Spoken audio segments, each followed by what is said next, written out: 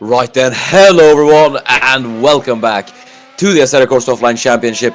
We are here for round number 4 of the 2021 Formula 1 World Championship, back at the Azerbaijan Grand Prix at the Baku City Circuit. Yes, Formula 1 is finally back around the streets of Baku for the first time since 2019, I do believe. We finally return to the streets of the capital city of Azerbaijan, and it is so good to finally be back at this legendary street circuit. My name is Miran in the commentary booth. I'm a bit sick today, or well, not sick, but there's a bit of allergy going around, so if you hear me if I suddenly cut out in my microphone, that means I'm trying to blow my nose, because my nose has been runny all day, so I do apologize for that.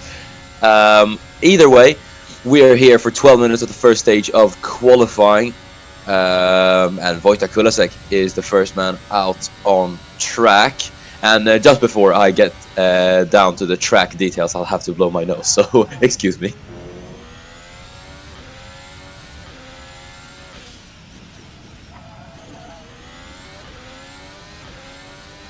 Times like these when you need a co-commentator. Either way, time to go through the track then. So, the Baku City Circuit, known in Azerbaijani as the Baku Şehir Halkası, was opened in June of 2016 with the aim of hosting Formula 1, and it did so in 2016, then being known as the European Grand Prix, but later it was known as the Azerbaijan Grand Prix, which ran from 2017 to modern day, albeit with a break in 2020 due to the COVID-19 pandemic. The track, which is one of many Formula 1 tracks designed by Herman Tilke, obviously makes it one of the newest Formula 1 tracks on the calendar, and one of the most unique as well, considering it is a street circuit.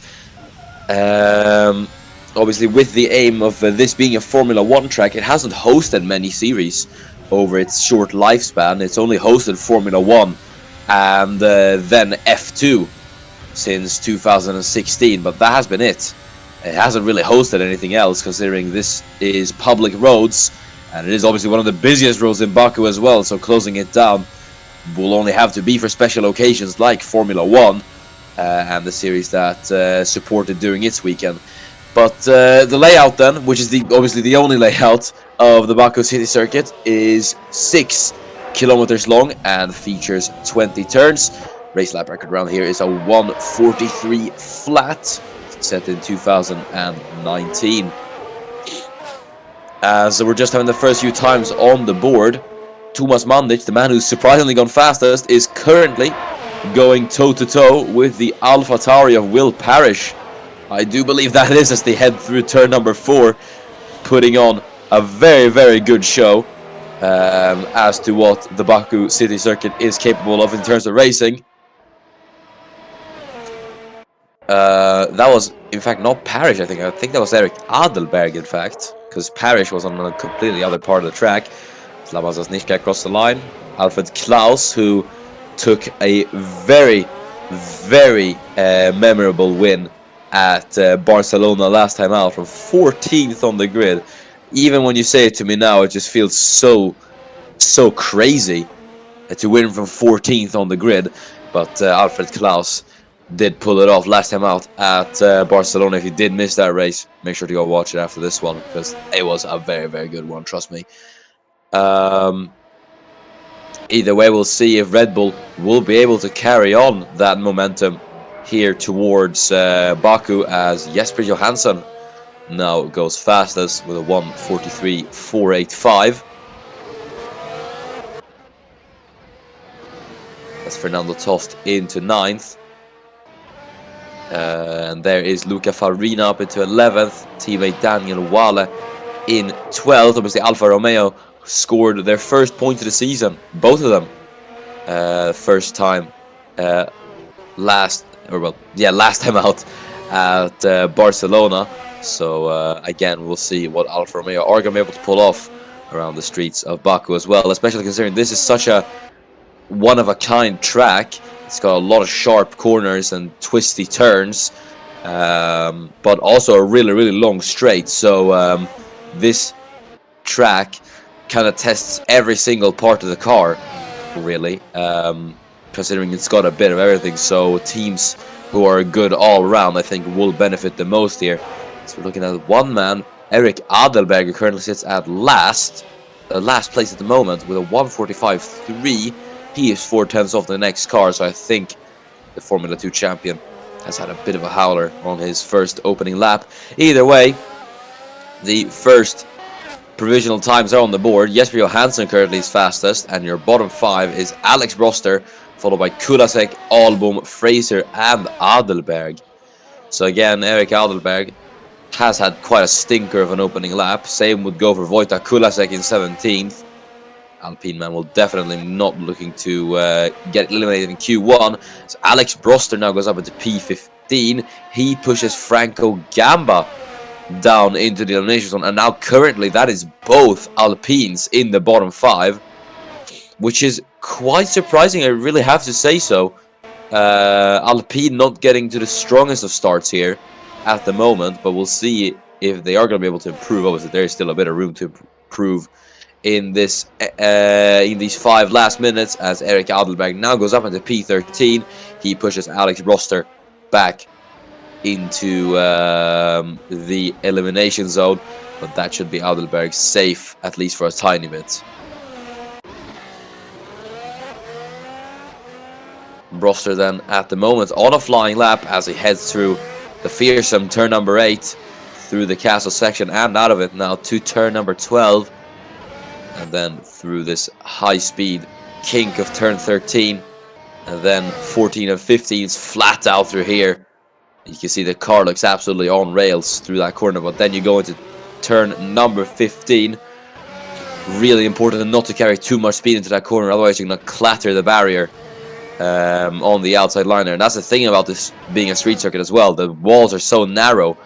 It's a really unforgiving track. If you make one mistake, you're gonna pay a visit to the barriers, and that's the last thing you want to do here around Baku.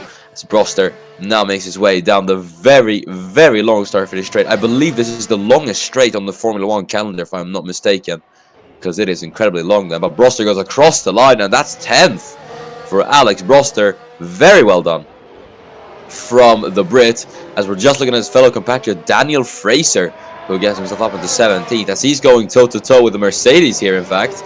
That is Jesper Johansson he is side-by-side with. Wojtek Kulasek just went across the line. We're going to see this little battle, as Johansson's on a flying lap. I don't think he'll also be interrupted by the Haas here, as they head down into turn number 3. Fraser on the outside line there actually gets past Jesper Johansson. Fair play to Daniel Fraser, and Johansson will not be too happy about the Brit in the Haas, because now he's going to face a bit of traffic. But either way, both of their laps are going to be ruined. So yeah, I don't think it's too big of a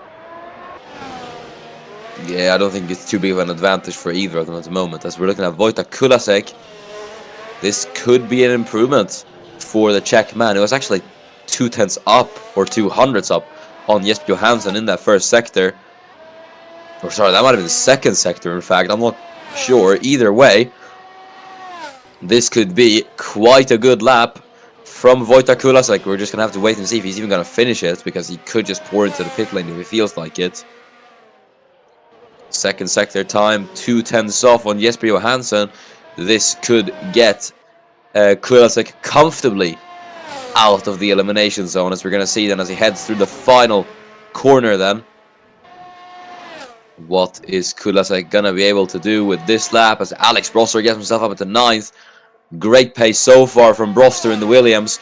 So we're going to see Kulasek What is it going to be for him? It's P13, so P12, sorry. Had a bit of a scruffy last sector, but that is going to be enough to get him out of Q1, I do think.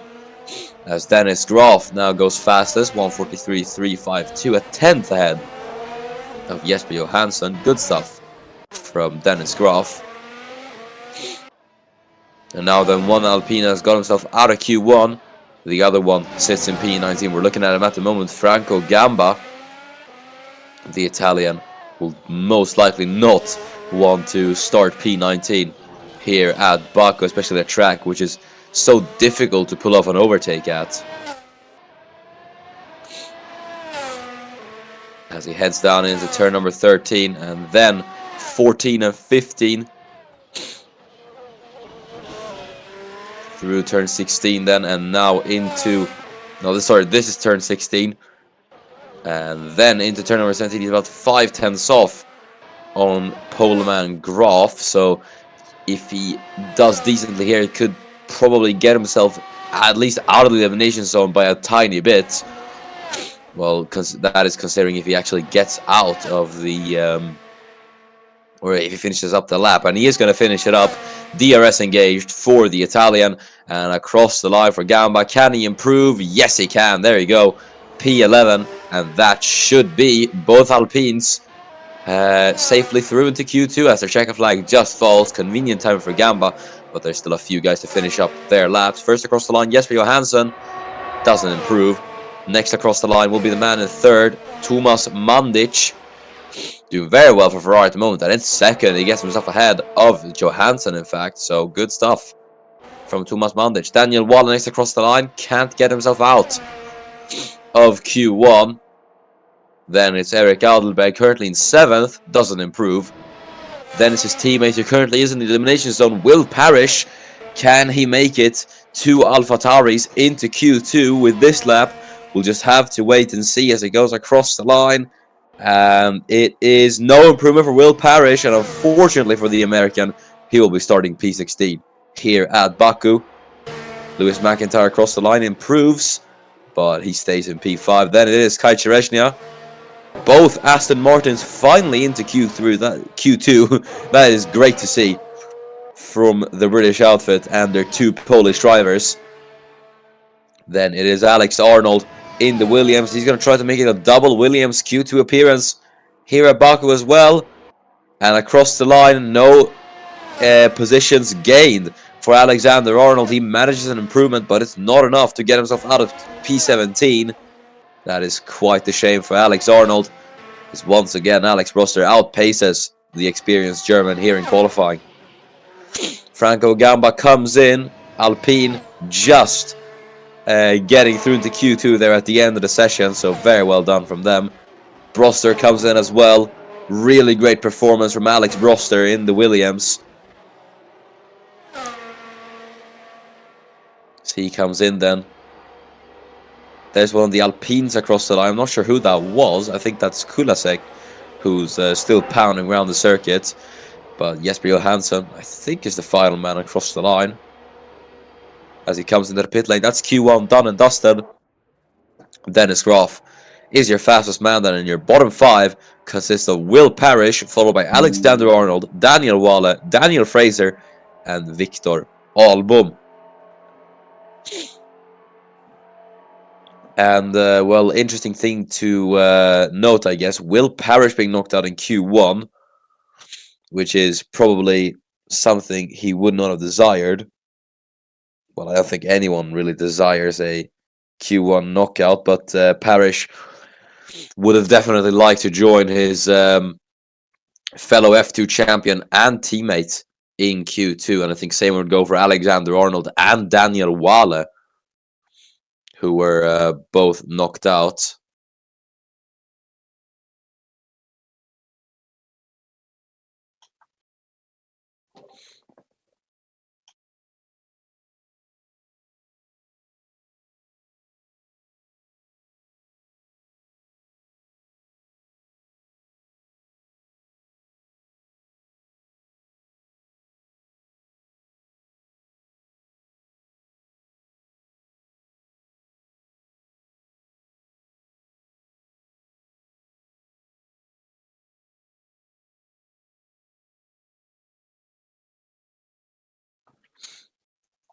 Obviously Alpine as well, who were looking a bit on edge in that first stage of qualifying.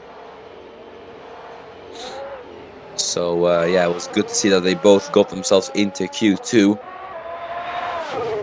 Another team looking strong here as well. Ferrari, Thomas Mandic grabbing second in Q1. If he carries on this performance onto Q2 and Q3, who knows, Ferrari could be destined for greatness here at Baku, but I'm not going to say anything. Either way, this has been quite a strong track for Ferrari in the past. We've only raced here 2 times, I believe. Or is it 3? I'm not sure. I think it is 3. No, it is 2. It was 2017 and 2018, and both of those races have only been won by one man, who isn't even racing in Formula 1 anymore. That's Miran Evgi in the Ferrari. So Ferrari have a 100% win rate at this track, and well, considering Ferrari have been looking decent on pace sometimes throughout this season, we'll just have to wait and see if they'll be able to carry that legacy on.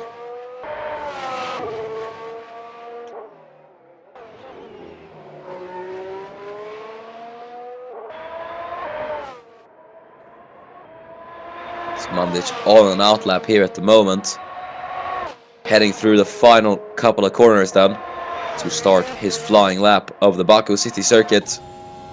And on board with the Croatian then for a lap of the track as well, as he's just about heading down the start finish straight into turn number 1.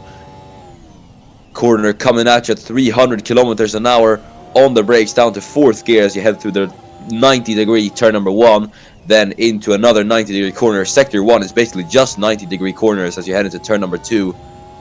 And then down this little straightaway into turn number 3.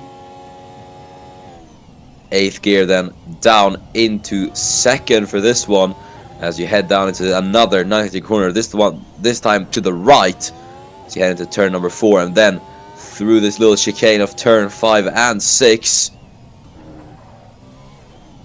On the curb there, hitting the apexes neatly for Thomas Mandic as you head into turn number 7, and then you just prepare yourself for the scariest corner on the track, turn number 8, the castle section. You can see how narrow it is, just heading up through the tight and twisty corners as it goes uphill. Really one of the most unique complexes in Formula 1, but it is at the same time so scary and so easy to make mistakes at, as we now head through turn 14 and then into the braking zone of turn 15. As I said, barrier very, very close there on the outside line, so one little mistake and you'll be sent to the barriers as you head into turn number 16 then. And now it's just smooth sailing through here, but you still have to hit your apex as you head through turn 17, then 18 and 19, flat out through these final corners, then through this little kink, turn 19 and then 20 to finish up the lap of the Baku City circuit. DRS just will be engaged about here, and then it's going to be across the line for Thomas Mandic, and that will be a 1:44.653 for Mandic. Very good lap, I do think. As I do say that, Luca Farina has gone past him, so I don't think it was that good of a lap from Farina. And in fact, both Red Bulls have gone ahead of him as well, so it maybe wasn't the best lap from Thomas Mandic. It did look quite good from him, but I don't know, I guess my eyes deceive me. Kulasek into second, he splits the two Red Bulls apart. Impressive from Wojtek Kulasek. As you look at Josef Frederik Schuto, he's gone up into 4th. He's between Klaus and Farina at the moment. Laban Zasnishkai isn't able to do much here. Ferrari with a howler then. Both of them not saying very competitive lap times. Alex Broster in the Williams has gone ahead of the two Ferraris, and it's not looking too good for the pair of them. There's Fernando Tost up into second. Great lap from Tost in the Aston Martin. 1:44.012. He gets himself best of the rest at the moment from Enis Parachki, and Kai Cherezhnia only 400 off. And I have to say, look how close bar Enis Parachki, 2nd to 7th, is only separated by not even a 1/10 of a second. That is absolutely crazy. But you love to see it. Really close margins here in Q2, as Jesper Johansson only is able to muster up 8th. Not the greatest opening lap from Jesper Johansson. Erik Adelberg is the final man across the line, and he is P13, as Dennis Graf now goes up into provisional, or the provisional fastest spot, 1:43.662, 400s ahead of Enis Parachki, and he becomes the only man alongside Parachki in the 1:43s at the moment.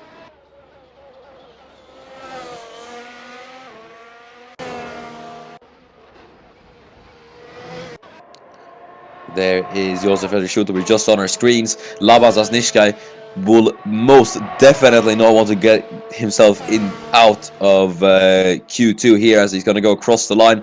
No improvement from Laban Zasnishkai. What's happening to Ferrari here in Q2? They're looking quite off the pace from what we were expecting. Mandic, who was up there with the likes of Graf and Johansson in Q1, now sits dead last in Q2. A second off Dennis Graf.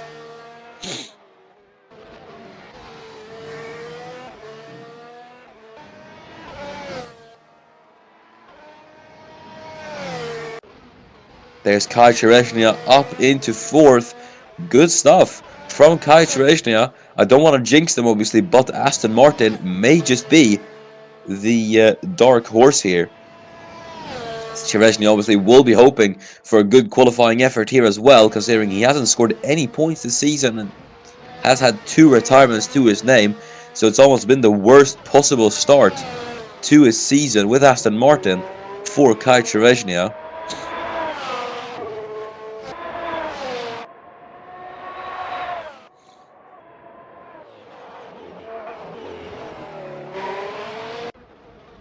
There's Alfred Klaus into 3rd, 1:43.990. No marginal or no big improvements at the moment. All of them have just been marginal.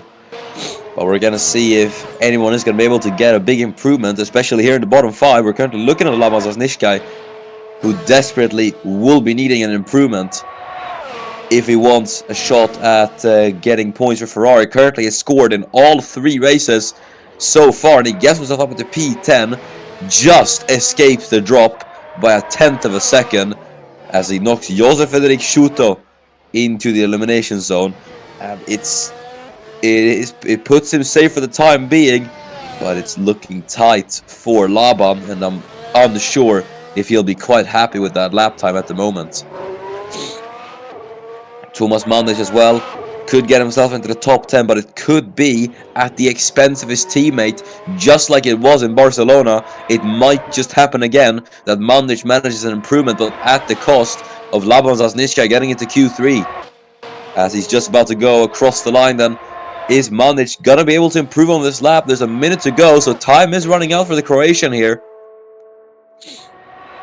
As he's just about to go across the line, DRS engaged for Mandic. What can he do here?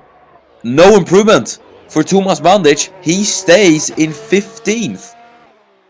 And that paints a bleak image for Ferrari here at Baku. One driver just barely able to drag that car into Q3 at the moment.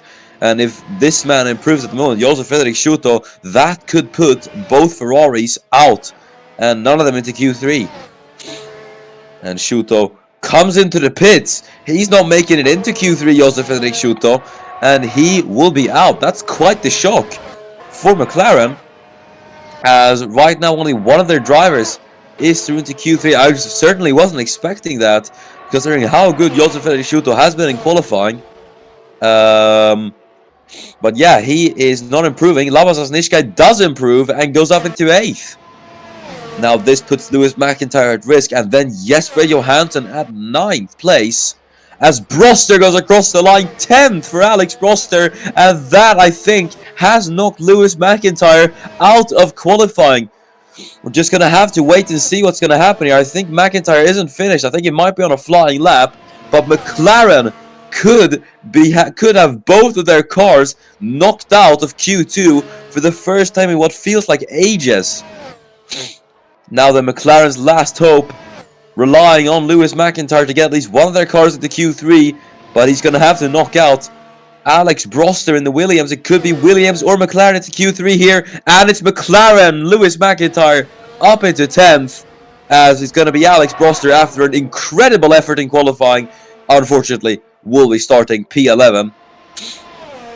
Eric Adelberg is next across the line, and he is unable to improve.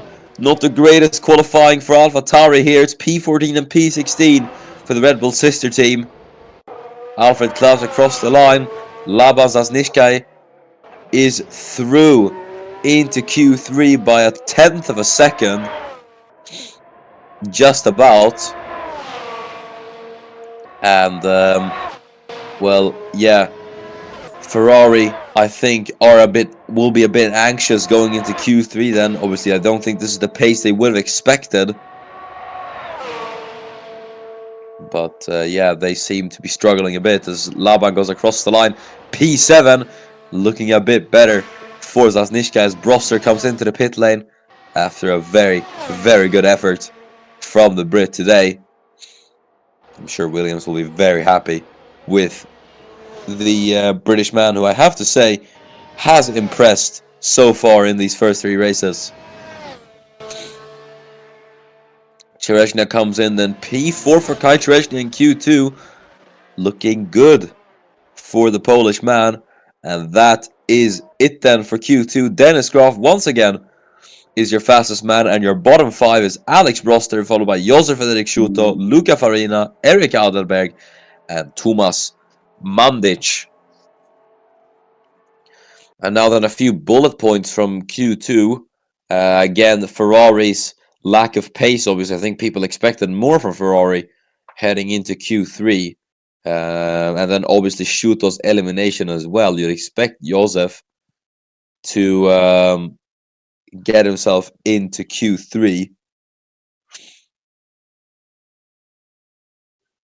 So, yeah, it was a bit weird to only have one McLaren in Q3, but we'll see how that's going to affect the playing field. Also, we have both Aston Martins in Q3, so great stuff from Aston Martin today. P4 and P6 they were in Q2, and if they could carry on this pace into Q3, we'll just have to wait and see what they're going to be able to deliver. Again, then Ferrari in Q2. Only one of them makes it through. Laban Zasnishka knocked out of Q2 for the second time in a row. Or no, sorry, Thomas Mandic now knocked out in Q2, as it was Zasnishka was knocked out last time out. So Ferrari really do seem to struggle with getting both cars into Q3 as well, it seems like.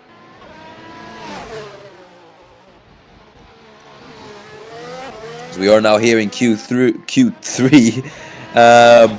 And the fight for pole will now begin.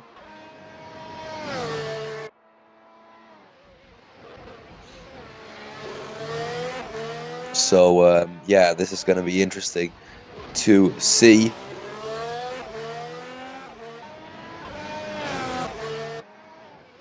Tostan, obviously, who makes the switch to Aston Martin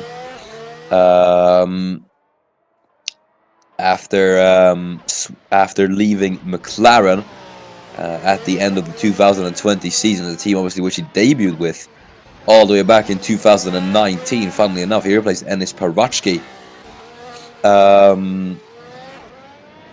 at that time, and he was in Formula 2 then. He was actually the Mercedes reserve driver, but Mercedes didn't opt to put him in the second seat after Alexander Arnold left. They instead went for Parvatsky, and as a result, Mercedes loaned their reserve driver out to McLaren, and well, I suppose the rest is history. either way, then he's not been doing too bad so far in this season. Fernando Tost, he has finished P6 in both of the first 2 rounds, and then followed it up with a P8 finish at Barcelona. So he has been really consistent throughout these first 3 rounds of the season, and it's great to see that the Polish man is on form after obviously losing out to his teammate last season.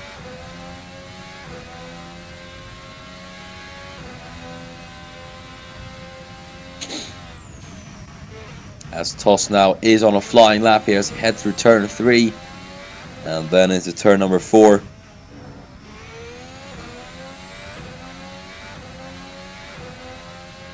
Now then through turn 5 and 6, just heading through the first sector then. And there it is then in the first sector, 44.993 in the first sector as he now heads up and through the castle section.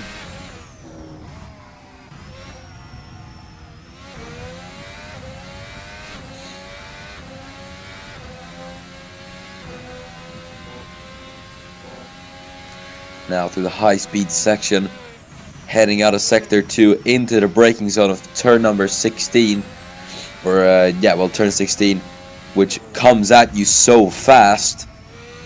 Now into turn 17, and now just through the final couple of corners to finish up the lap here at Baku.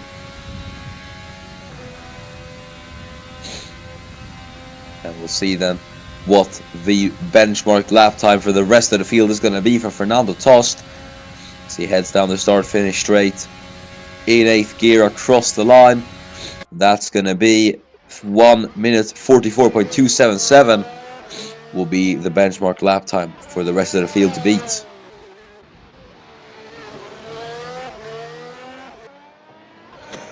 And now they will just have to wait and see how well that lap time is going to hold, and immediately Kulasek, 4/10 faster, smashes that lap time almost from Tost. Labazas Nishkai faster than the pair of them, but not by much.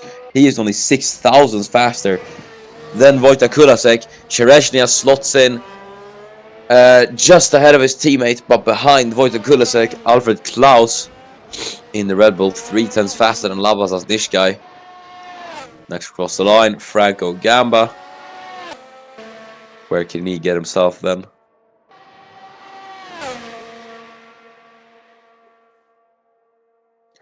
Gamba goes across the line. P5 for Franco Gamba. He splits the 2 Aston Martins apart at the moment, but can't quite match the pace of his teammate just yet as he's 2/10 off Kulasek.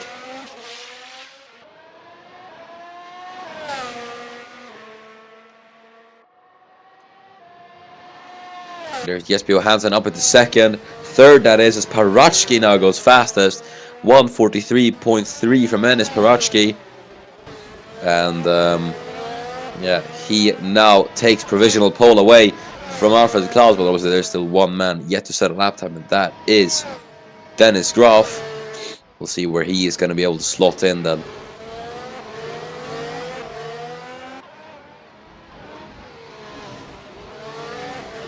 There's Tost into 8th.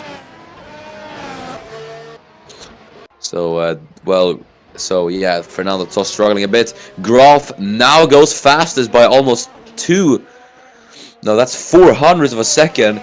He goes ahead of Enis Parachki. Good lap from Dennis Graf. And we'll see then if that lap time is there to stay from the 2017 world champion. He could put the Red Bull on pole position with 2 minutes to go.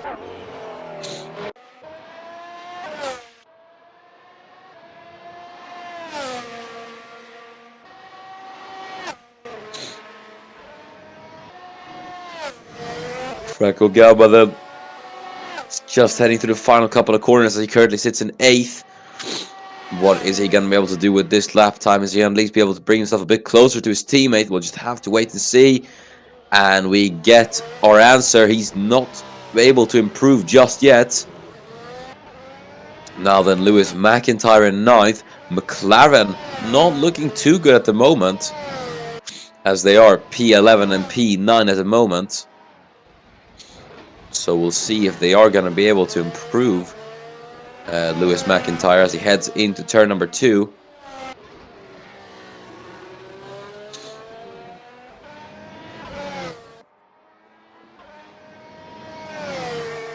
Through the final couple of corners, what is McIntyre going to be able to do then? As he heads around turn number 20, and then just charging down the start-finish straight, using the Mercedes power to his advantage. What is it going to be for McIntyre? No improvement for Lewis McIntyre either. He stays in 9th.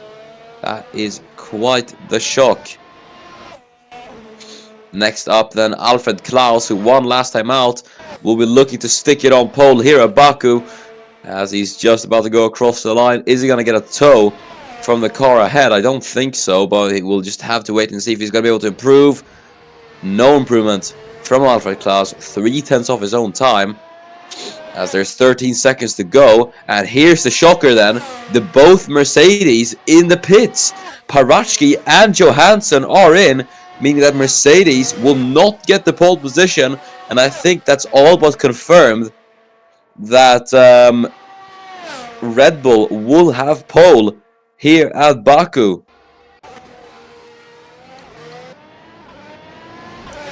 Another checker flag has fallen. 7 cars we're waiting for to go across the line. Fernando Tost should be the next man across the line then. He heads into turn 15 and then down into turn number 16. Is Tost going to be able to get himself out of P10? We'll just have to wait and see. Then through the final couple of corners. Now down the start-finish straight. Fernando Tost will be hoping for an improvement here to get up a few positions as he goes across the line. No, it's no improvement for Fernando Tost, and unfortunately, he stays in P10. Lewis McIntyre comes into the pits. He stays in 9th. Dennis Groff goes across the line, but doesn't improve. What about Wojtek Kulasek? Across the line for him, no improvement either. Labas Osnishkai will come into the pits. So the Ferrari man starts P5. Next across the line, Kai Chereshnia. What is he going to be able to do? It's no improvement for Kai Chereshnia. Alfred Klaus comes in, so he won't be challenging his teammate for pole position here at Baku. And that is it then for a second time in a row. Dennis Groff is on pole position here at Baku. And that is qualifying done and dusted then. Q3 over with. And Dennis Groff claims his second pole of the season. And I think now it might just swing back in the favor of Red Bull. They looked very strong at Barcelona, and they are looking quite strong here in qualifying as well at Baku. So we'll see if Mercedes will be able to retaliate, or if it's going to be Red Bull's crown for the taking.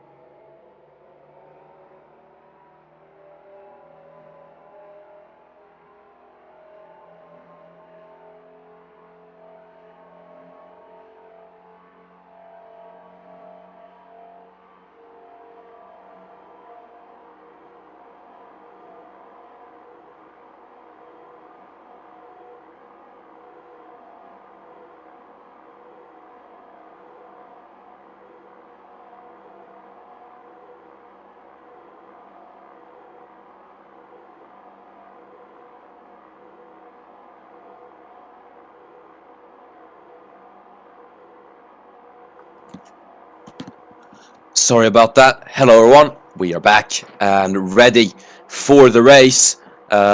Starting grid is set. We're ready to go racing, but just before that, it's time to go through the starting grid one more time.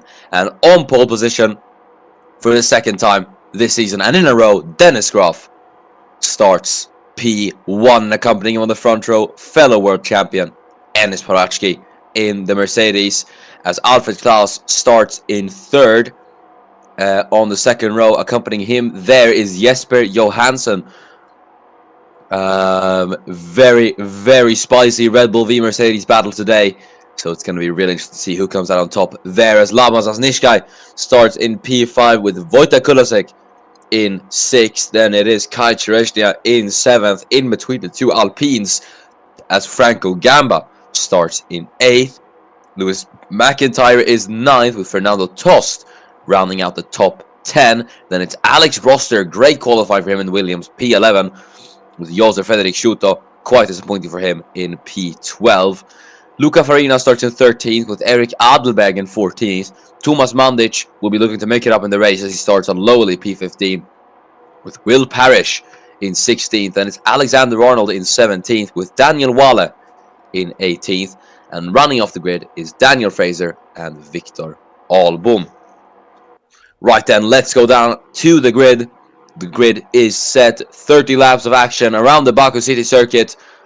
6 lights. Dennis Groff on pole position. And we're underway here at Baku. Good start for Dennis Groff. Not as much for Enis Parachki, though. He didn't get the greatest getaway off the line. And immediately, I think Jesper Johansson tried to take advantage of it. But Groff has gotten a great getaway then.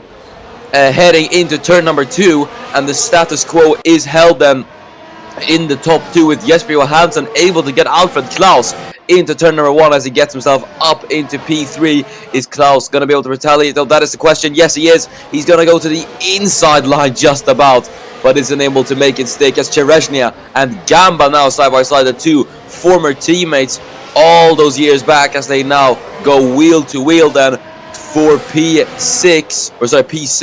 Chereshnia around the outside into the chicane, as Chereshnia is there on the inside. Oh my goodness, and that's Gamba tapping the wall. They make contact, and once again showcasing the little room for error here at Baku, as McIntyre and Tost bang wheels into turn number 8, though McIntyre gets it done on Fernando Tost, but that could be quite a bit of damage to Franco Gamba's Alpine, as he did clatter the barrier quite heavily, it looked like.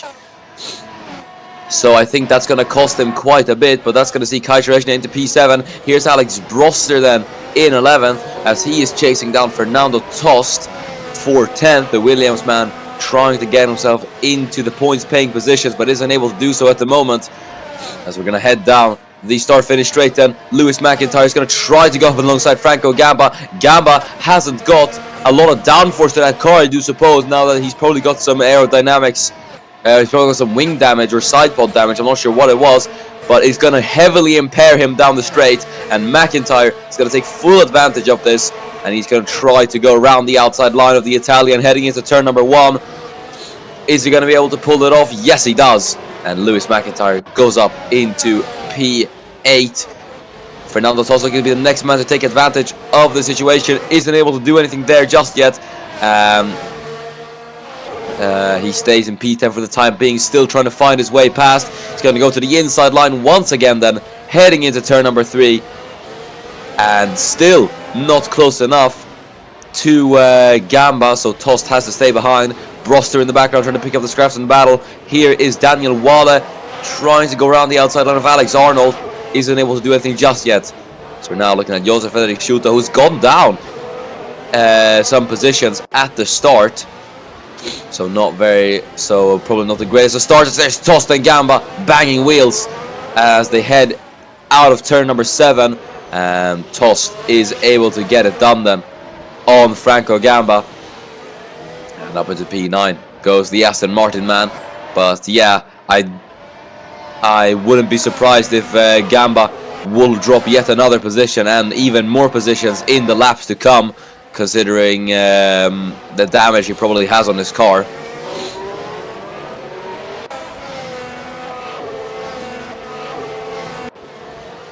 as Broster obviously will be looking to get himself into the points in his Williams. He's gonna try and use the slipstream here. No DRS just yet for these guys, so Broster will have to get past using his slipstream only, as he has a look on the inside line there.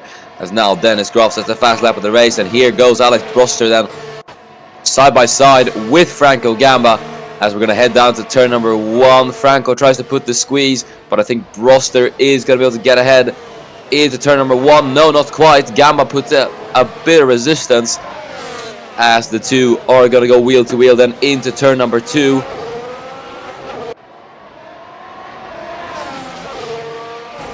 They're still side by side then, heading down into turn number 3. Broster trying to make it stick, but there in the background is Luca Farina, who's going to try to go around the outside line of Broster. This has come out of absolutely nowhere, but on the inside line here, through goes Luca Farina up into 11th. Great move from the Italian in the Alfa Romeo.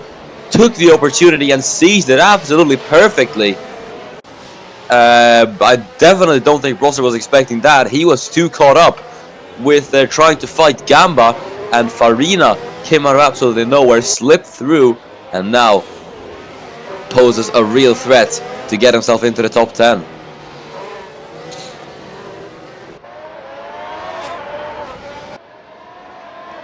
This is going to be quite interesting. Oh! And that is Victor Albom. And the Dane has crashed at the castle section. And once again, corner is so difficult to judge. It's such a narrow corner as well. So, yeah, one little mistake and that is what happens. Showing the unforgiving nature of Baku, but I think Victor is stuck at turn 8. So if that car doesn't get lifted out, there we go. And yeah, Victor Albom will be the first DNFer of the race. So that's a bit of a shame, but yeah, proving to be quite unforgiving that corner. As there's McIntyre trying to have a look on the inside line of Chereshnia. Farina, now with the DRS on lap 4, is able to get past Luca Farina. Or sorry, I mean Franco Gamba, getting my Italians mixed up. But that sees Farina into the points. Great stuff from Luca Farina, who started 13th in this race and is already up into the points in only 4 laps time. As Wojtek Kulasek now putting the pressure on he's now putting the pressure on Lavas Zasnishka, as Broster and Gamba now go wheel to wheel, and my assumptions were correct here. Gamba is just losing position after position, and Broster around the outside gets the Alpine man and goes up into 11th. Now though has quite the gap to Broster up ahead. As wouldn't you say so? Oh, was that Chereshnia going wide? I think Kai made a bit of a mistake there, and that's allowed McIntyre to close up. What happened there? I think it might have been a lockup from Kai Chereshnia. We're gonna see then what happened, because we just barely got a glimpse of it. This is into the castle section, and oh, major lockup from Kai Chereshnia, and a costly corner as well. He's lost major amounts of time on Wojtek Kulasek ahead then, but that is gonna bring Lewis McIntyre very close. Yes, we're now looking at Eric Adelberg trying to be the next man to get past Franco Gamba, and he's gonna have a very good opportunity at doing that, heading down the start-finish straight. So we're now looking at the battle for 7th. McIntyre looking poised to strike on Kai Chereshnia. He's immediately trying to go up and alongside the Polish man, as Jesper Johansson now at the fast lap of the race with the DRS. Then Chereshnia cannot fight back there, and he gets through into P7, as here is Gamba and Adelberg now fighting. Schuto tries to get involved into the mix. Adelberg gets past on the straight. It might be even worse for Gamba here, as Josef Fredrik Schuto, using the slipstream and the DRS, was able to get up alongside him into turn number 1.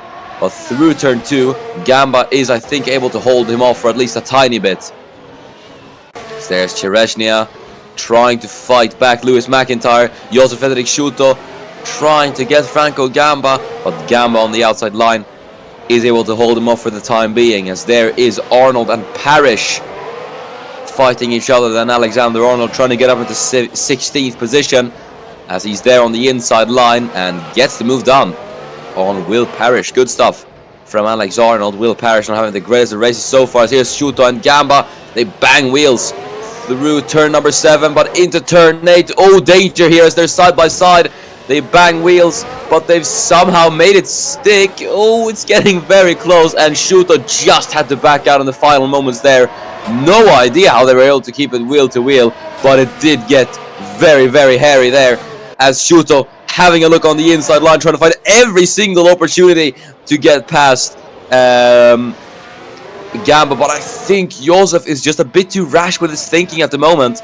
He's unable to do anything here, as here, the battle for the race lead then, Enis Parachki has caught up to Dennis Groff, and using the DRS, he is going to power through the world champion, but Groff later on the brakes on the outside line then, as the two are going to go wheel to wheel. Dennis Groff on the outside line is able to actually hold off. Dennis is able to hold off Enis Parachki. Bravo, Dennis Groff. Very well done from him. But behind lurks Jesper Johansson, who just hit the fastest lap. So he is looking really strong on the pace. And you can see how close that top 4 is. We have a great lead battle on our hands, ladies and gentlemen. As there's Fernando Tost, looking incredible on the pace at the moment. He gets past his teammate Kai Cherezhnia. Cherezhnia, though, on the outside line, not looking too keen letting his teammate pass then, as they are wheel to wheel. Very close through the chicane, Tost on the inside. Oh, contact between the two teammates, and it's not ended too well in that battle. Cherezhnia gets past, but at what cost from his teammate? And I'm not sure who to pin the blame on that one. I think we're going to have to get a replay on that maybe. Because I'm not sure who that was. I feel like Tost maybe didn't leave too much space, or maybe just Cherezhnia misjudged the corner. Let's see this again, and I am unsure. I think Tost maybe didn't leave enough space. Could get the onboard there maybe. Yeah, there we go.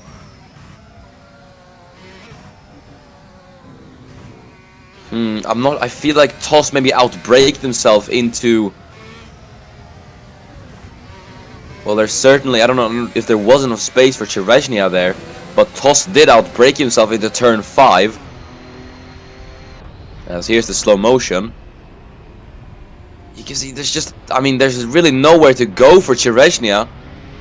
Obviously, he could have avoided the barrier, but that would have meant a collision with his teammate, which at that point was inevitable. I'm not sure. I feel like it is. I'm leaning a bit more towards it being Tost's fault, as Tost having a bit of a look on the outside line there. I have to say, these drivers are looking quite fearless today. And one man who's looking to go beyond fearless, Enis Parachki, is going to try to make a move for the race lead. As he is looking good on the pace, then DRS engaged for Enis Parachki, and down the straight with the DRS, he takes the lead of the Azerbaijan Grand Prix away from Dennis Groff. Nothing Dennis could have done there, unfortunately. And yeah, that sees a new race leader in Enis Parachki. As there is Fernando Tost finally getting past Kai Cherezhnia. Cherezhnia with damage then. I don't think he'll be too happy with his new teammate and compatriot. So here's Wojtek Kulasek then. It's going to go wheel to wheel with Laban Zasnishkai. DRS engaged for Wojtek Kulasek as the two go wheel to wheel then through the chicane. Or well, not the chicane. This is turn 3. Now into turn number 4. Zasnishkai on the inside line. And he gets past the... what was I going to say? He gets past the Serbian. Well, no, stays behind him. I don't know what I'm saying today. Apologies. Allergies really getting to me. Either way, there in the background as well, Lewis McIntyre seems to get very, very close into the action between these two. He will be definitely looking to pick up the scraps from that battle. As there's Alfred Klaas. Did he brush the barrier there? I thought he did. We're going to see this again. But he got very, very close to that outside line there. We'll just have to see it again. Johansson looked to make a mistake through that corner, and Klaus got a very good run on the exit here. And then through turn 14 and 15, Oh wow, he actually did Alfred Klaus, and that might see a bit of damage to him. But yeah, he's lucky that was a quite small impact, a bigger impact, and that could have absolutely ripped the suspension apart for Alfred Klaus. So yeah, very, very lucky boy there, but he is gonna have some damage to that car, I'm certain of it. As we're now looking at the battle for P9, and Chereshnia, yeah, he is struggling. You can tell he's got damage to that car, and then it is his F2 rival knocking on his doorstep. Luca Farina is gonna go up into P9. He's gonna try to make it at least into P9 as he's gonna go to the inside line with the aid of the DRS. Chereshnia, though, authoritatively on the outside line there, did run a bit wide though, and that's going to allow Farina to go up and alongside him into turn number 2. Chereshnia gets the better exit just about, I think, as they are still wheel to wheel. There in the background is Alex Broster. Is he going to make it 3 wide, Broster?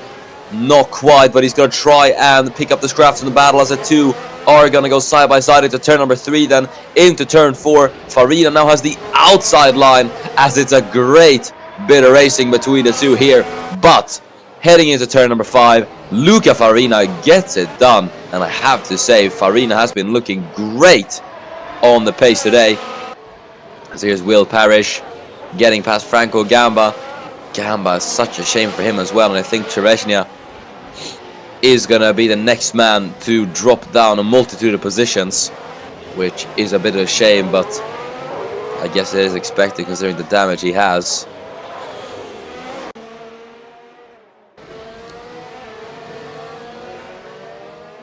As we go back to this 4-way battle for the race lead at the moment, Jesper Johansson putting the pressure on his fellow world champion Dennis Graf then for second.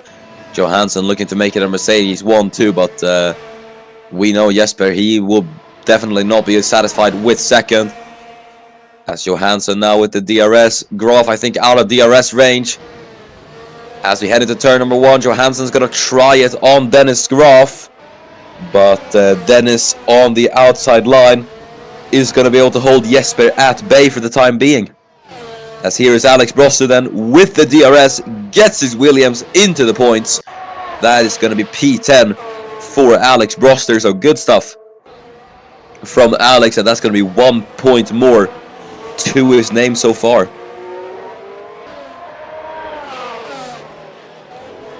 Looking at Daniel Waller then, who is the next man to get past Franco Gamba. And at this rate, I think Gamba's going to drop down to last place, which is, have to say, such a shame for Franco, but that is what happens, unfortunately.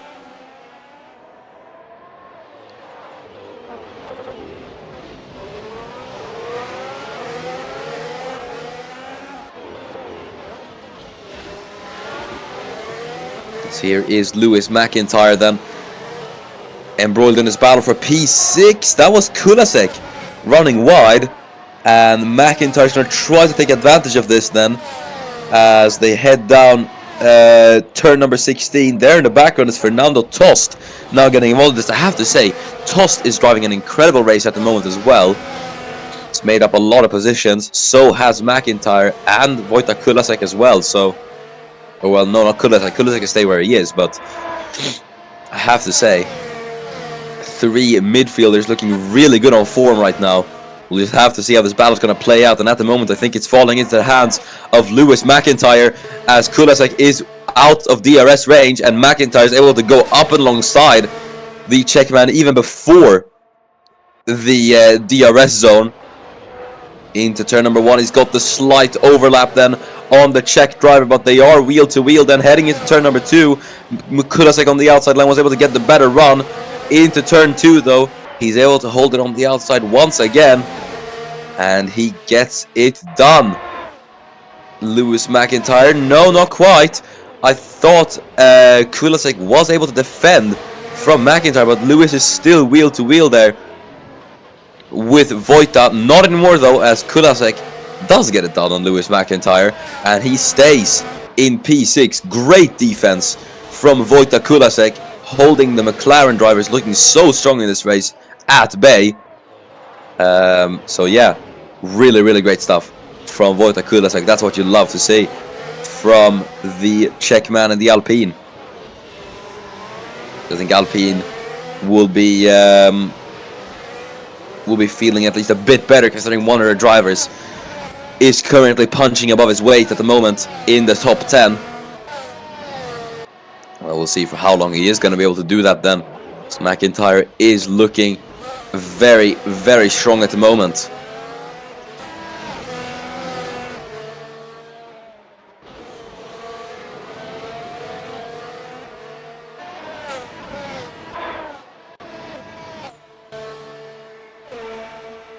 As we get a sit rep on the race lead then, Enes Parachki now leads by 1.3 seconds out of Dennis Graf, and Jesper Johansson looking to make it from himself then, as he's trying to get past Dennis Graf, but just isn't able to find the time, or the pace, I would have to say. There's Josef Fredrik Schuto now being the next man to get past Kai Chereshnia, and I fear Kai Chereshnia will suffer the same fate as Franco Gamba here. And oh well, it's again such a shame for Kai Chereshnia. Once again, just bad luck has plagued him in these first 4 races of the season, and I think once again he's gonna come home pointless in incidents which really haven't been his fault.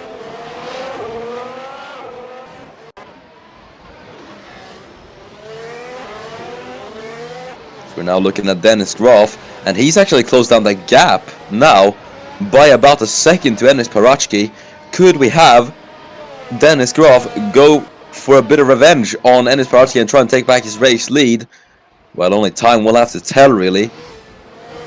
The gap is just about fluctuating between 1 second and 9/10, so Dennis will just have to keep it about this level. I think he is going to get the DRS now as he heads through the final couple of corners.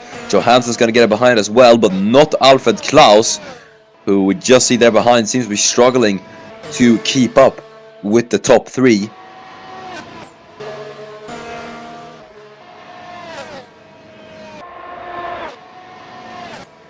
So there is Lewis McIntyre. He's going to try to get past Wojtek Kulasek then, as the two are gonna go wheel to wheel. And McIntyre up into P6, gets the fastest lap as well. Good stuff from Lewis McIntyre. And Wojtek Kulasek, who could only defend for so long really from a charging Lewis McIntyre. McLaren man gets himself up into P6 and now has a 5/10 gap to Laban Zasnishka in 5th in the Ferrari. Speaking of Zasnishka, here's his teammate Mandic. He's now going to try to get past Kai Chereshnia.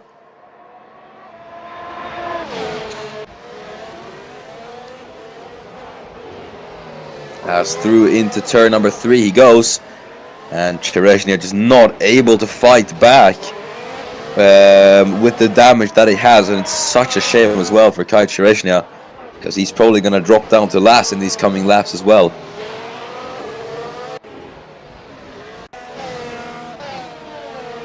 So we're now looking at Dennis Graf, and he is getting himself closer than what he was on the previous lap. So Graf could be in for the race win here. It's not all over for Dennis Graf yet here at Baku, as the gap is about 0.6 of a second. I don't think Dennis is close enough to do it, to try a move just yet. So we'll just have to wait and see what Graf will do then heading into turn number 1. DRS now active for all these guys.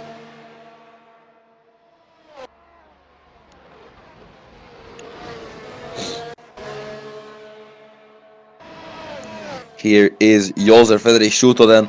He's going to try to get himself up another position, but we're going to look at his teammate Lewis McIntyre. He's going to try to get himself up into P5. The Brit carrying incredible pace at the moment.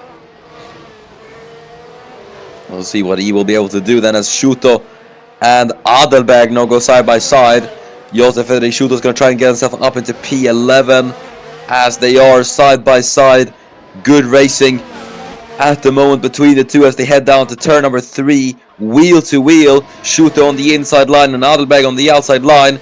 Schuto though gets the better run, but Adelberg later on the brakes, heading into turn number 3 to keep it wheel to wheel with the McLaren, as Schuto's there on the outside line, but he finally gets it done. Josef Fredrik Schuto, and goes up into P11. Great battle between Schuto and Adelberg, but it is the man in McLaren, Josef Fredrik Schuto, who claims yet another position and now has a 2.6 second gap to close down on Alex Brosler to get himself into the points here.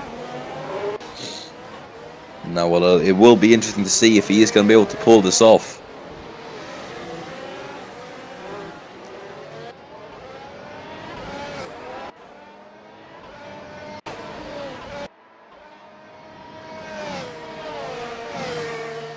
As we're now looking at Dennis Graf, once again just inching himself closer and closer by every lap by a small margin. But obviously he doesn't really have the upper hand on the straights then.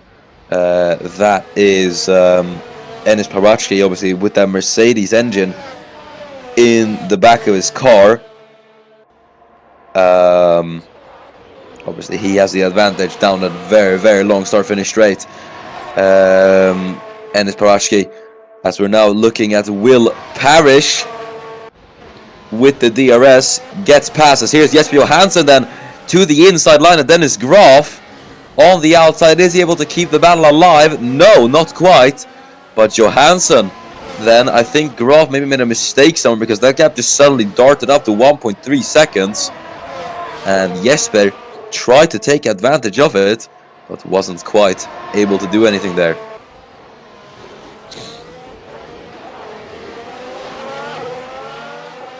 Here's Daniel Waller.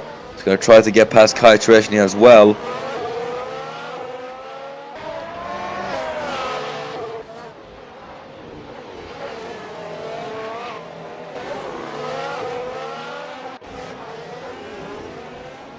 Daniel Waller then, probably best chance of him getting past will be at the straight. Obviously that's basically a free position for him, so I maybe wouldn't advise for him to try and maybe burn his tires behind Tereshny at the moment throughout this part of the lap, considering he's basically going to get it with the DRS anyways.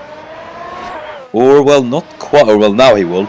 As I was just about to say that, he was a second under, and then as I do say that, it goes over a second, so yeah, I'm not sure. Either way, we're going to head down to the start-finish straight then, just about, and Waller will have a chance of getting past Kai Tereshny, as we are now halfway done with the race. Lap 15 out of 30. 15 laps to go then here at the Azerbaijan Grand Prix, as Waller has a look on the outside, goes to the inside. He's trying to look absolutely everywhere on Kai Tereshny, but he ultimately goes to the left, as with the DRS then, well, yeah, nothing Tereshny can do, unfortunately, for him. And Tereshny drops down into 17th. It's Lewis McIntyre putting the pressure on Laban Zasniczka still, but Laban, as we know, the Serbian, cold as ice, at the moment stays in P5.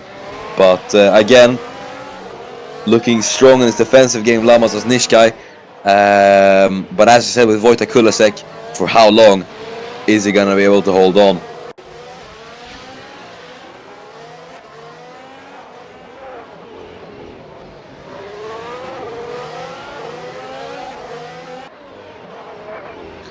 As we're looking at Alex Broster, he's actually caught up to the back of Luca Farina in 9th.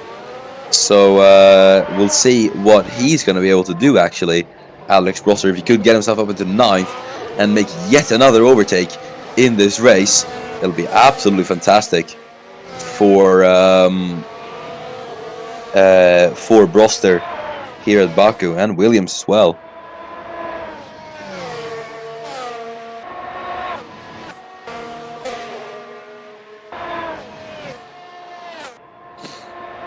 Now looking at Lewis McIntyre, chasing down Laban Zasniczka down the straight with the DRS engaged, McIntyre tries to go to the outside, but switches to the inside in the last minute, but just isn't able to go up and alongside the Serbian. And thus, he has to stay behind. And this also brings Vojta Kulasek back into this battle. And, well, Vojta definitely hungry for revenge on McIntyre here. He's going to try to get back his 6th position. But now this creates a very interesting battle then for P5 here at Baku.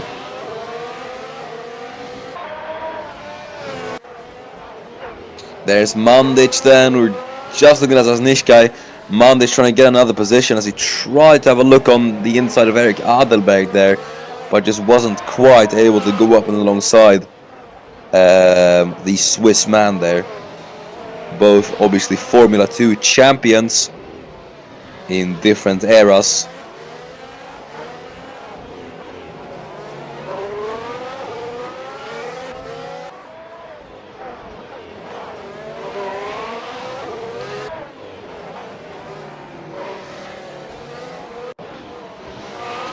As we're now going back to the battle for P5. Zasnishkai, who hasn't really been able to keep up with the top 4, and well, fair enough to him, considering how quick the top 4 have been looking today. Midfield guys kind of splitting into their own here, as McIntyre will be looking to get past Lawan Zasnishkai here. We'll see if he's going to be able to do it on the straight.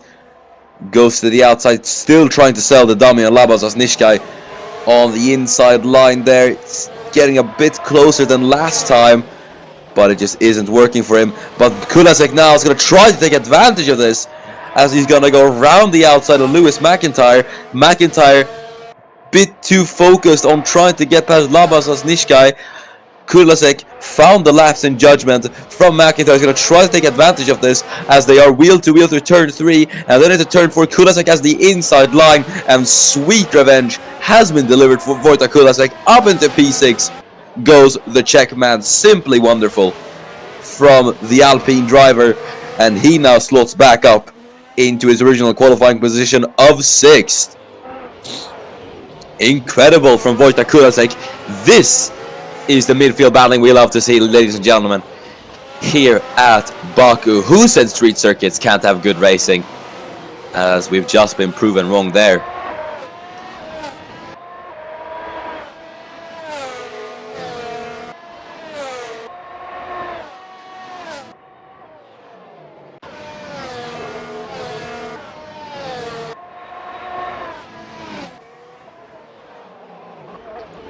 As here is Alex Broster chasing down Luca Farina for 9th still. Hasn't really been able to make any gains on the Alfa Romeo man so far, but he is getting close to DRS range. Well, he is within DRS range, but he just needs that extra 10th or 2 to be able to punch his way past Farina at the moment.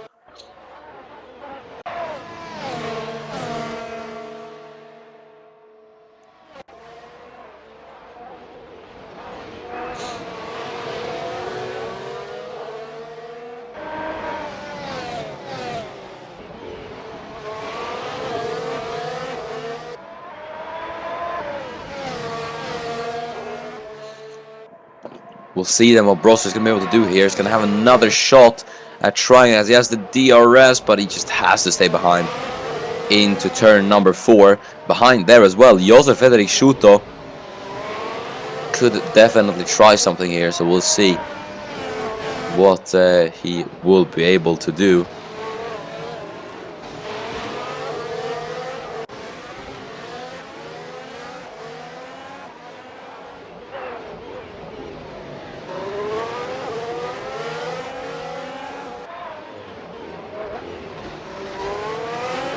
As we head up turn number 8, Alex Broster now in the points. Obviously will be looking to grab another point for himself, and Luca Farina, who scored his first points of the season last time out, will be looking to carry on the momentum from Barcelona here onto Baku. So yeah, it's an interesting tale of two people. Then Josef Frederick Schuto, who did oh so well in these first 3 rounds, will probably not want to end this point scoring streak here at Baku either. So we'll see who is going to come out on top in this battle, all of them with their own personal means and motivations. Here is Thomas Mandic. Is he finally going to be able to get past Erik Adelberg? Looks like it, as he has the DRS to his advantage, and with the overspeed he gets the move done before the corner and slots up into 12th Mandic. And now he could very well join the battle for P9 there up ahead, but the question is then if he's going to be able to close down that gap, because it is quite a big gap, 3.2 to Josef Frederick Schuto, so we'll just have to wait and see if he is going to be able to do that.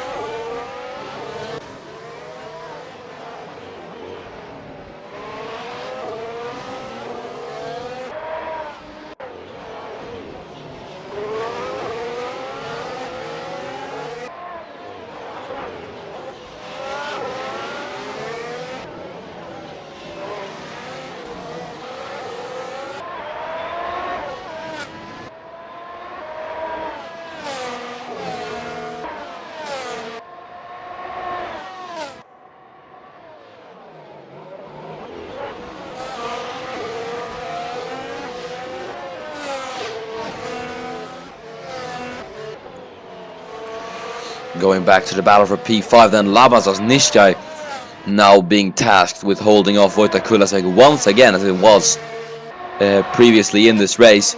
Kulasek looking to get that P5 for himself.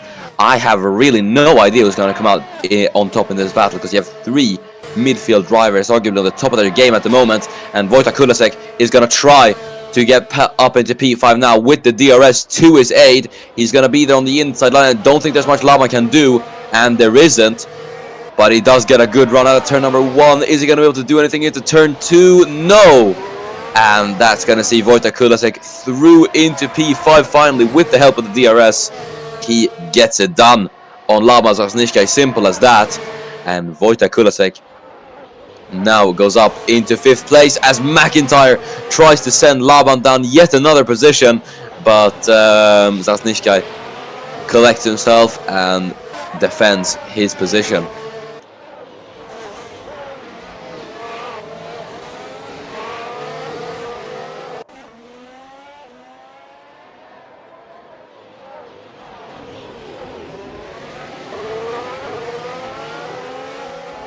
McIntyre then will be wanting to gain another position here as we look at the battle, or we look at the status quo in the race at the moment. Dennis Groff just getting under a second of Ennis Parachki now. And then Jesper Johansson in 3rd. Just about a second under. Alfred Klaus, though, really isn't able to keep up with these guys at the moment, as he is in P4. So we'll see what is going to happen there then.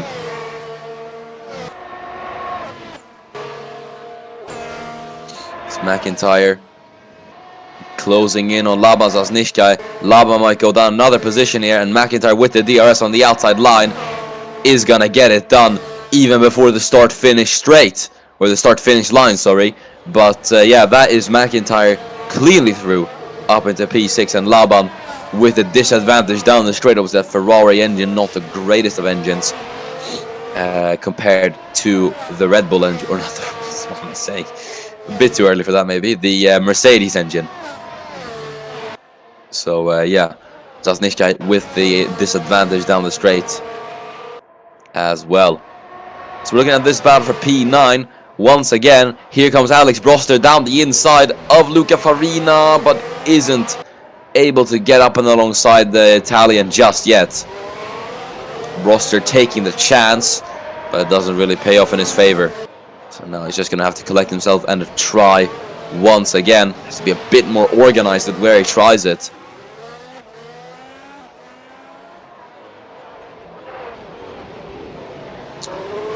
About 10 laps to go then, here at the Azerbaijan Grand Prix. Enis Parachki leads the race from Dennis Graf, and then Jesper Johansson in third. And if things end like those, obviously Johansson will be in the lead of the championship, but only by 1 point from his teammate Parashki. And if Ennis secures the fast lap of the race, which I do believe currently is held by McIntyre, they will be equal on points in the championship, which will be very, very interesting heading into Paul Ricard. As we're now looking at Mandic chasing down Josef Fredrik Schuto for P11, and my predictions were actually right here. Mandic has caught up to this pack and could get himself into P11. This could be a bit of redemption for Thomas Mandic, as he is going to go up and alongside Schuto. Broster is going to try to the inside line of Farina. They're two-file heading into turn number 2 just about, but I don't think he's able to do it, Alex Broster. Farina, or Mandic and Schuto are going wheel to wheel here, as Thomas wants to get himself into the points here. As we head into turn number 3, Mandic on the inside line once again, looking determined to make the move, as he's there on the outside into turn 4, but not a lot he can do there. Schuto holding the inside line, and thus he's going to hold on to the position for the time being. Either way, Mandic looking very confident in this later stage of the race. If he keeps up this performance, he could definitely get himself into the points. I definitely don't doubt that he will be able to do that. As we're now looking at Laban Zasnishkai on the back of Lewis McIntyre, not letting that position go, Laban, and we'll see what he is going to be able to do, as he's looking hot on the gearbox of the McLaren.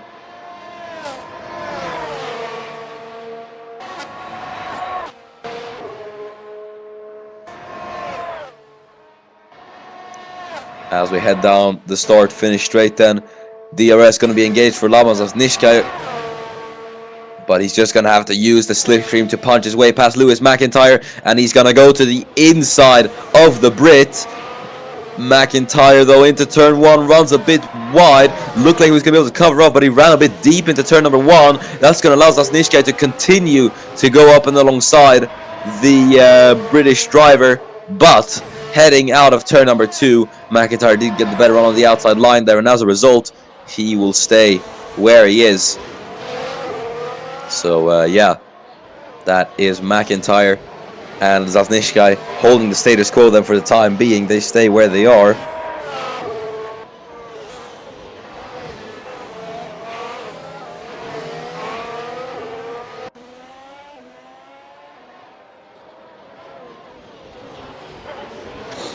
As we'll just have to wait and see if Laban is actually going to be able to do it here.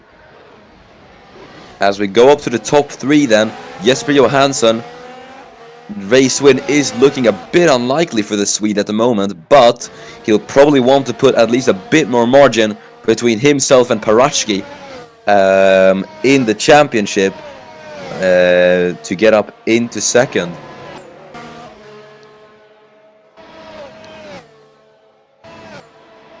As Johansson then is going to have the DRS on Dennis Graf, and a move is looking very, very likely. He's gaining, and he is gaining on Dennis Graf, and he's going to go to the inside, but Graf round the outside line authoritatively defends his position from Johansson. It's Mandic now. Oh, very, very close to the barrier. Thomas Mandic really, really cutting it close to the edge. Thomas Mandic, as there is the 2 Alpha Tauris now going wheel to wheel. Parrish and Adelberg going side by side, and Will Parrish is gonna try to go to the inside line of Eric Adelberg, as they are side by side through turn number 1, and then now into turn number 2. It's gonna be Adelberg on the outside line, just about ahead, but and later on the brakes as well. Eric Adelberg should be able to get past into P14, and he does so.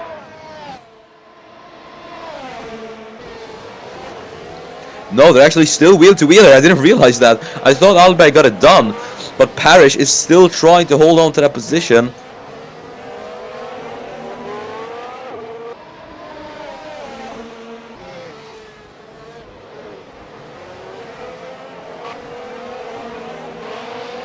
Apologies. Either way, the two Alpha Tauris holding position then. As Parrish is trying to get past his teammate Adelberg.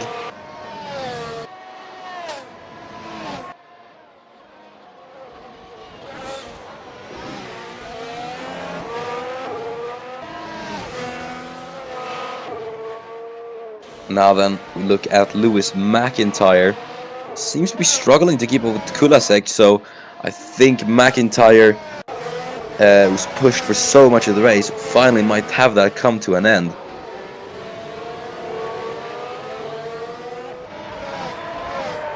So I think the midfielders maybe starting to settle into their rhythm a bit more, as here then, just in the battle for 10th, it really isn't settling down at all, as Mandic is trying to find every single opportunity past Josef Frederick Schuto at the moment. He's gonna go to the inside line. No, switches to the outside, goes to the inside again. Tomas Mandic, he's really trying to sell the dummy on the Slovakian here, as the two are just about wheel to wheel. His front wing aligned with the rear wing of the McLaren as they head through turn number 2, side by side, heading down the straight.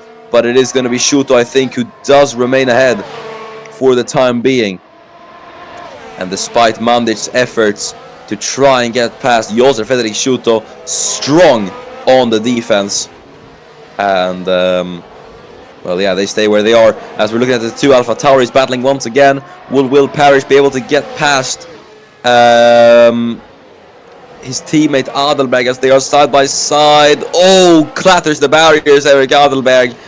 And Will Parrish, I think, will just have to get the move done now. But no, he actually does defend from his teammate Eric Adelberg in 14th. But I fear he's going to have a bit of damage to that Alpha Tauri. So now on lap 25, we're entering lap 26 out of 30 just about. Jesper Johansson trying to chase down Dennis Graf. We're looking at Alex Broster chasing down Luca Farina. Broster has been relentless today, just trying to put the pressure on Farina, but Farina has at the moment remained where he is. He's not moved an inch. Yeah, despite Broster putting up so much pressure at the moment. But we'll see, could this finally be Alex's moment to get past Luca Farina? As he goes up and alongside him now with the DRS, will Farina be able to get? Will Farina be able to hold on to the position heading into turn number 1? They're side by side, and Alex Broster gets up with the P9 after laps and laps on end of waiting. He finally gets his shot, and he goes for it and made it work beautifully. Alex Broster, take a bow, as we're now seeing the battle for P11 just behind those two. Mandic on to Schuto, as they're side by side. Tomas Mandic into turn number 4. He's going to try to make it stick, but Schuto around the outside line holds him off then. And yeah, they stay where they are. But Broster up into 9th in the Williams. Really, really well done from Alex Broster. That's what you love to see from the Brit.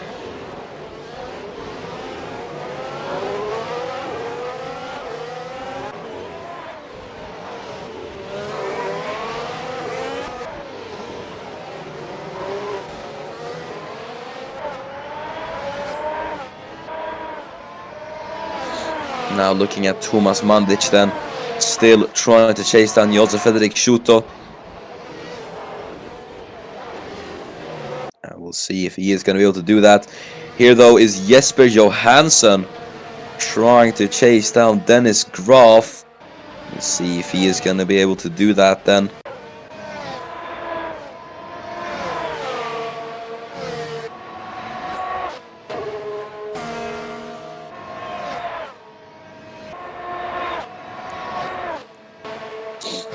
We're now on lap 27 out of 30. Not a lot to go in this race then. Mandic running out of time to get past Schuto, and he'll have to do it quickly.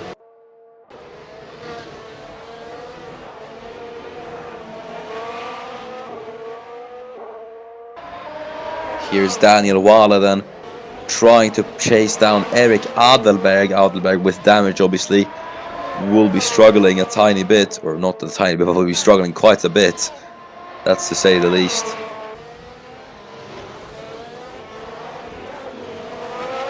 He's just absolutely tailing the Swiss man at the moment.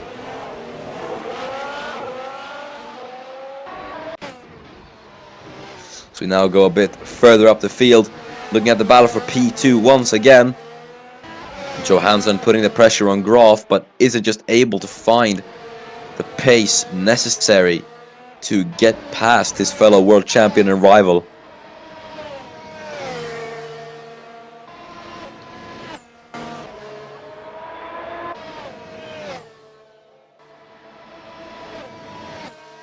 He's gonna have the DRS then to his advantage, then heading down the start-finish straight. While he probably won't get a move done, it's at least gonna help him get a bit closer to Graf in second. Here is Parrish now. He's chasing down Alexander Arnold for 13th. We'll see what that is gonna do then for Will Parrish.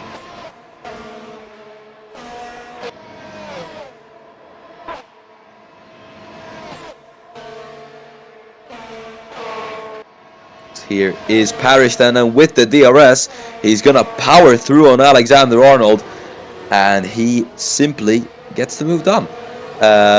Up at the 13th goes Will Parrish, DRS overtake. Not anything we haven't seen before, but yeah, well done from, what was I gonna say? Well done from Will Parrish to get up at the 13th.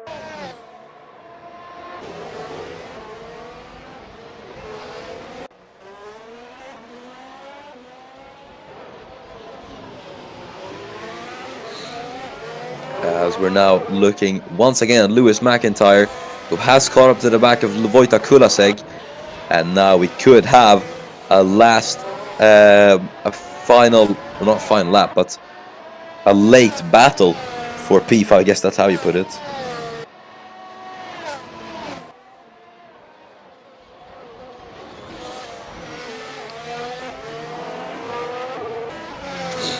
Heading down into turn number 16 then. We'll see what he is going to be able to do, McIntyre, as he is going to have the DRS to his advantage. Kulasek with no DRS. He is going to start to feel the heat in these final 2 laps of the race then.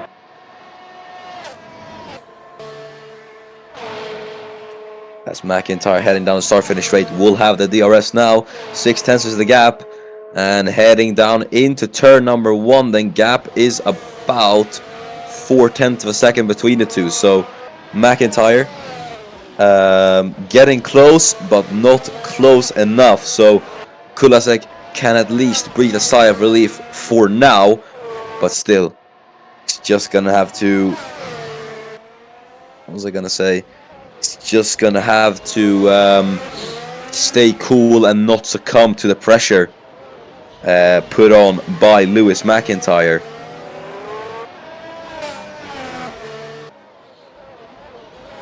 As we head through turn 5 and then 6.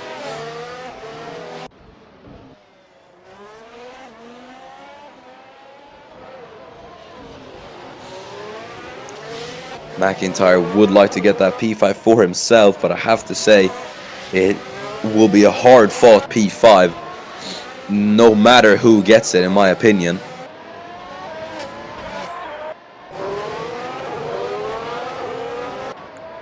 Here is Luca Farina then, currently in 10th.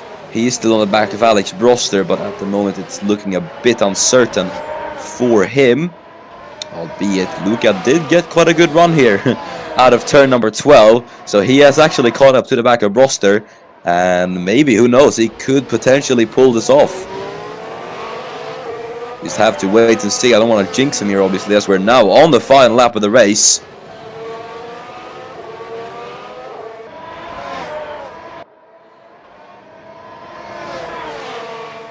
And Farina then chasing Broster down the start-finish straight, and he's going to have the DRS. 4/10 is the gap, just about, As there in the background, Josef Federici and Thomas Mandic now side by side. And Mandic is going to have one final opportunity of trying it. Luca Farina is now going to have one final opportunity of trying it as well. And Alex Broster to get up into P9. He's there on the inside line, but he's just not able to do it, Luca Farina. And I think that is going to see Broster hold on to his P9 as Mandic and Shuto side by side. Shuto on the outside line there is able to hold off Mandic, and thus I think Josef Federic Shuto will stay in 11th. It wasn't quite the dream points charge I think Mandic was hoping for, as he was just stuck behind Josef Federic Shuto. And yeah, he stays where he is. However, as we look to the man currently leading the pack, Enis Parachki, have to say, Graf starting on pole position. I think he'll be feeling a bit bitter with himself, not being able to convert that into a race win. But it was this man who's looked so strong on the pace and just fought to the end, coming home to take a second victory this season in 4 races. He will see the checker flag first as Enis Parachki wins the Azerbaijan Grand Prix and now closes down the gap to his teammate Jesper Johansson in the title fight.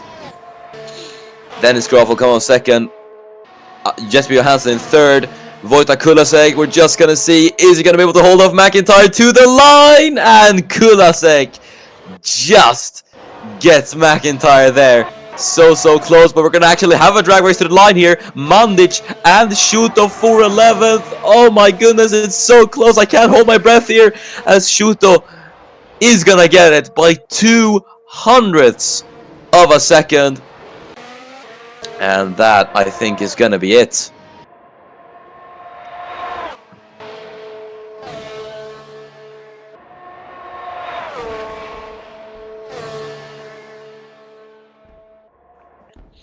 So there's Daniel Fraser in 17th, Kai Cherezhnia. Really disappointing result for him. Same with Franco Gamba as well. Both of them will be just trying to forget about this weekend and move on to the next one, I do think. So that is it then.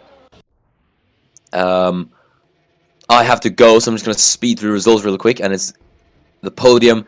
Parachki, Graf, and then Johansson. Then it's Klaus 4th with Kulasek in 5th. McIntyre fastest lap finishes 6th with Zasnisha in 7th. Then Tosten 8th with Broster finishing P9. And then Farina rounding up the points in the top 10. Then it's Shuto in 11th with Mandic in 12th. Then Parish 13th. Alexander Arnold finishes 14th with Adelberg in 15th. Wallace 16th with Fraser in P17. And it's Cherezhnia 18th.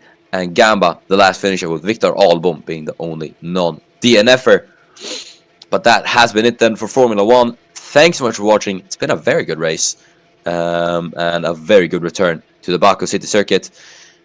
Before I go though, it's time to award Driver of the Day. And I will give it to Wojtek Kulasek. I think he did an incredible defensive performance today from the likes of Zasnishkai and Shuto, or McIntyre. And he drove very well to finish a hard-fought P5. So I think he deserves the Driver of the Day from me today. Either way, that has been it then. Next round of Formula 1 will be the French Grand Prix at Circuit Paul Ricard, so make sure to not miss that. We'll also have Super Formula 1 tomorrow at Sebring, so that's going to be very interesting as well. But until then, I've been your commentator Milan. Thanks so much for watching Formula 1, and we will see you for Super Formula tomorrow.